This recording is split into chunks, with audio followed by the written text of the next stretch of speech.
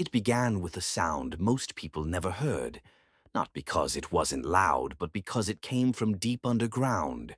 A groan, a shift, a warning whispered through layers of rock that had lain still for millennia. Somewhere beneath the quiet forests and jagged ridgelines of central Idaho, the earth moved, and then it moved again and again. At first, no one noticed. A magnitude 4.0 isn't usually enough to send people scrambling from their homes. It's the kind of tremor that might rattle a picture frame, wake a light sleeper, or leave a dog pacing the hallway in the middle of the night. But in the days that followed, the tremors didn't stop. They multiplied. They strengthened. The ground began to speak a language it hadn't used in a very long time, and scientists were the first to listen. In underground bunkers and seismology labs, the data trickled in. Dots on a map, lines on a graph, numbers that should have followed a predictable curve, but didn't. Instead of fading away like most swarms do, gradually losing steam, bleeding off stress in harmless pulses, this one held steady. Then, unsettlingly, it grew stronger. For those who study earthquakes, this wasn't just unexpected. It was terrifying. Seismologists who have spent their lives decoding the hidden language of the earth began staring at their screens with a kind of quiet dread. These weren't just random aftershocks. They weren't scattered trembles playing out a harmless geological script. This was something different, something persistent, something alive, and it was happening in a place that most of America has never really paid attention to. Central Idaho, beautiful, remote, rugged, isn't a place you expect to make headlines. Its forests are deep, its peaks untouched, its people proud and self-reliant. But beneath that tranquil surface, something ancient is stirring, something powerful. And for the first time in decades, the scientists tasked with monitoring our planet's deepest rumbles are losing sleep. Because this swarm, it doesn't make sense. The usual patterns are gone. Normally, after a moderate earthquake, smaller quakes follow like aftershocks echoing a thunderclap. They lose strength, they scatter, they fade. But this swarm is doing the opposite. It's growing, not just in size, but in intensity. And the deeper the scientists dig into the data, the more concerned they become. This isn't happening on the fault they were watching. Idaho's last major earthquake, a 6.5 that shook the Sawtooth Mountains in 2020, happened along a well-known fault line. That was something geologists had mapped, monitored, and somewhat expected. But what's happening now? It's unfolding along faults no one even knew existed until the Earth itself revealed them. That alone would be enough to cause concern. But it's not just that the fault is new. It's the way it's moving. Most quakes in the region are vertical, the ground lurching up and down, releasing energy like a piston. But this one, it's horizontal, strike-slip, the kind of movement that shifts entire plates past each other, the kind of energy stored and released not in jolts, but in devastating snaps. It's the kind of motion that shattered San Francisco in 1906. The kind that split highways and leveled homes in California. And now it's happening in Idaho. There's something about that word, strike slip, that feels wrong in the mouth, like a warning wrapped in technical disguise. But to the people who understand its true meaning, it's a signal, a red flag, because that kind of motion means there's far more energy building up beneath the surface than anyone thought possible in this quiet corner of the country. And it gets worse. The frequency of the quakes isn't slowing, it's speeding up. The energy isn't being bled off, it's being bottled. Each new tremor adds to a growing sense that the earth is winding something tight, like a spring, like a trap. And the question now isn't whether it will snap, it's when. Because this pattern, this exact sequence of sustained escalating tremors, has been seen before. In Japan, weeks before the 2011 Tohoku quake devastated a nation and triggered a nuclear nightmare. In Italy, before ancient stone villages were reduced to rubble. In California, before fire leapt from gas lines torn apart by quaking soil. To most people, an earthquake swarm is just noise, news buried beneath the chaos of daily life. But to the scientists watching this unfold, it's a ticking clock, a drumbeat that grows louder and faster with each passing day. A story the Earth is trying to tell before the final chapter arrives in a single, violent sentence. And what's even more terrifying, this isn't just one fault. It's not one isolated system. What's waking up beneath Central Idaho may be part of something much bigger. Something that spans states, spans decades of geological slumber. The old maps didn't show this. The models didn't predict it. The towns built above it never knew what they were sitting on. But now the Earth is showing its hand. And it's not bluffing. Imagine you're a scientist sitting in front of a seismic monitor. The screen glows faintly in the dim light of your office. It's well past midnight. Everyone else is home. The world outside is quiet. But on your screen, the Earth is screaming. Tremor after tremor, the data scrolls down. Not once an hour, not once a day. Sometimes, once every few minutes. Each with just enough force to rattle bone. Each one in a slightly different place. A subtle shuffle of the crust, like something twisting just below your feet. And the strangest part? No one knows why. These aren't aftershocks from a major quake. There's no triggering event to explain them. It's as if the Earth just decided to wake up one day and start shifting, like an old sleeper suddenly turning in bed after years of silence. Except this bed is 150 miles long, and if it fully rolls over, the damage won't be quiet. The swarm is centered near the Sawtooth Range, mountains that rise sharp and cold from the land, carved by glaciers and time. Beautiful, remote, and until recently geologically forgotten. But hidden beneath those peaks are fault lines older than the mountains themselves, lines that stretch, twist, and vanish into the darkness beneath Idaho's crust. Lines we never truly mapped because we didn't think we had to. Now every ping on the seismic map redraws those lines in real time, like the Earth is handing scientists a warning, one fracture at a time. And what it's showing isn't a clean break or a tidy system. It's chaos, crisscrossing faults, complex ruptures, slips happening in places with no known history of movement. And then comes the part that really chills the scientists. Depth. Some of the quakes are shallow, only a few kilometers beneath the surface. Those are the ones people feel. But many others are far deeper, 10, 15, 20 kilometers down, in the brittle crust where stresses build slowly over centuries. Earthquakes at that depth don't happen without cause. They're not surface-level adjustments. They're the bones of the planet groaning under pressure. And that's what keeps the experts awake at night, because pressure doesn't just vanish, it builds, it concentrates, and if the faults that make up this swarm are connected, if they're part of a larger hidden fault system stretching across the western U.S., then this isn't just Idaho's problem. It could be the prelude to something much bigger. Some now whisper what many fear to say aloud.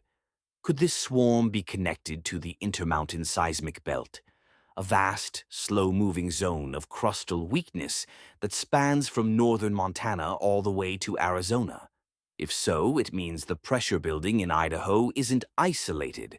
It's part of a chain reaction, a series of dominoes that, if tipped just right, could unleash devastation on a scale few people are prepared for. And yet, there are no alerts, no sirens, no national headlines, because swarms are tricky. They don't always lead to disaster. Sometimes they fade, quiet down, slip back into silence like they never happened. That's the frustrating, terrifying mystery. No one knows which swarms will die out, and which are only just beginning.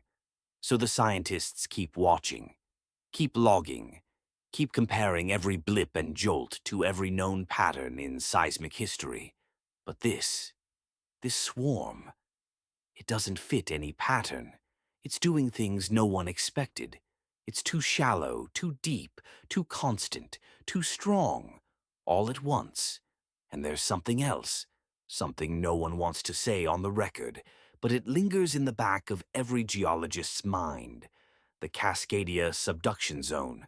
Hundreds of miles to the west, that sleeping monster lies beneath the Pacific Northwest, a fault capable of producing a magnitude 9.0 quake. It's due. Everyone knows that. And now, with strange rumblings waking up further inland, some wonder, could the pressure in Idaho be transferring west? Or worse, could it be a symptom of pressure already building offshore? There's no evidence yet.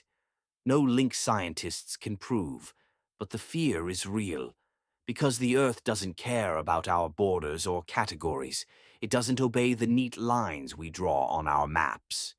Pressure transfers, faults slip, and sometimes when one part of the crust starts to move, it nudges the rest awake. What's happening under Idaho might be an isolated swarm, or it might be the first crack in a dam no one sees. Because deep underground, time moves differently. Stress accumulates slowly, invisibly, until one day the balance breaks. And by the time we hear the snap, the roar of an earthquake racing through stone, it's already too late. That's why scientists aren't sleeping. They're not scared of one quake. They're scared of what follows, of what else might be moving, silently, just beyond our reach. Because the Earth is never truly still, it only pretends to be. Some disasters give warning, a darkening sky before a hurricane, rising rivers before a flood. But an earthquake doesn't knock. It just comes. And that's the horror buried under Central Idaho, not just the trembling ground, but the silence before the scream. No one knows if this swarm will turn into something catastrophic. No one knows if it will vanish like a dream or become the moment everything changes. But the possibility alone has forced scientists to ask a terrifying question. What if the ground beneath us is trying to tell us something, and we're not listening? Because here's the truth. If the wrong fault moves, if the stress we see building deep below Idaho finally breaks free, the devastation could be beyond anything this region has ever endured. Not just roads and bridges crumbling, but entire communities cut off. Not just landslides and power outages, but lives shattered in an instant, futures rewritten in rubble. And there's another layer of tragedy. The people living here, they don't see it coming. Small mountain towns tucked into valleys and cliffs, places where time moves slow and peace still feels possible. People have moved to Idaho to escape from the noise, from the cities, from everything fast and artificial. But they don't realize that what lies beneath their feet is more dangerous than anything they left behind. Many homes in these areas were built with snow in mind, not shaking earth. People here know how to survive blizzards, but earthquakes? It's not even part of the conversation. Emergency kits are rare, reinforced foundations are rarer, and local governments with limited budgets and staff haven't prepared for a disaster of this scale, not because they're negligent, but because no one ever imagined this region could be at the center of a seismic awakening. Now, as the swarm continues with no sign of slowing, those illusions are cracking. And yet, the world remains quiet. There's something cruel about how invisible these warnings are. Seismic data scrolls silently through monitors in labs and government offices. It doesn't flash red. It doesn't shout. It just hums. A quiet rhythm, building pressure under the crust, click by click, quake by quake. The Earth is shifting, and while the science speaks clearly, most of us simply aren't listening. But those who are, the geologists, the seismologists, the emergency planners, they're scared. They've seen this pattern before, and not just in far-off places. The swarm near Italy in 2016, the quakes before Tohoku in 2011. The years of tension before the deadly 2001 Bhuj earthquake in India. Quiet tremors, confusing patterns, and then, in a moment, catastrophe. Idaho may not have millions of people living directly above the faults, but the danger isn't just to those in the epicenter. The fault lines ripple out. The consequences radiate. A major quake here could knock out power for states, collapse water systems, shut down transport corridors for months. The earthquake doesn't have to hit you directly to destroy your life. And all the while, Yellowstone looms, not in eruption, not in ash and fire, but in quiet vulnerability. It's not just science fiction. Recent studies confirm that even modest seismic changes can alter the delicate balance of underground fluids, gases, and heat beneath Yellowstone's surface. No one is suggesting this swarm will cause the supervolcano to erupt. But what if it shifts just enough to change the underground pathways? What if gas releases increase? What if geysers change or disappear? What if toxic gas escapes into the atmosphere in volumes too small to notice at first, but dangerous over time? It doesn't take an eruption to change the world. And this is why the scientists can't rest. Because what's happening in Idaho isn't just geological, it's emotional, it's existential. It's the kind of situation that forces humanity to confront how little control we truly have. We build cities, we write laws, we imagine we are safe. But beneath every foundation lies an ancient, restless force that doesn't care how civilized we believe ourselves to be. The earth does not warn with kindness. It doesn't whisper its plans. It doesn't care whether we believe in it or not. It simply acts in its own time and leaves us to pick up the pieces. And right now, the earth beneath Idaho is stirring. So what happens next? Maybe nothing. Maybe the tremors fade and the ground settles back into sleep. Maybe the maps stay the same and this all becomes a footnote in geological records. We can hope for that. We should hope for that. But hope is not a plan. Because hope doesn't rebuild bridges. It doesn't stock hospital supplies. It doesn't warn people living in fragile homes built on shifting stone. That takes awareness. That takes courage. That takes a willingness to stare directly at the uncomfortable truth. This isn't a drill. This is a ticking clock, and no one knows how much time is left. So if you live in this region, or anywhere near the lines that tremble and twitch across this part of the country, ask yourself, are you ready? Do you know what to do when the ground begins to move? Would you have food, water, shelter? Could you reach your loved ones? Could you survive if you had to live cut off for days, weeks? It's easy to wait, easy to think it won't happen, easy to believe someone would tell us if it was time to act. But earthquakes don't ask permission. They just come. If this video shook something inside you, even just a little, then don't let that feeling fade. Share this. Talk about it. Prepare. Because one day, when the tremor starts and the lights flicker and the silence breaks, you'll want to remember that you knew, and that you did something before it was too late. And that might just save your life.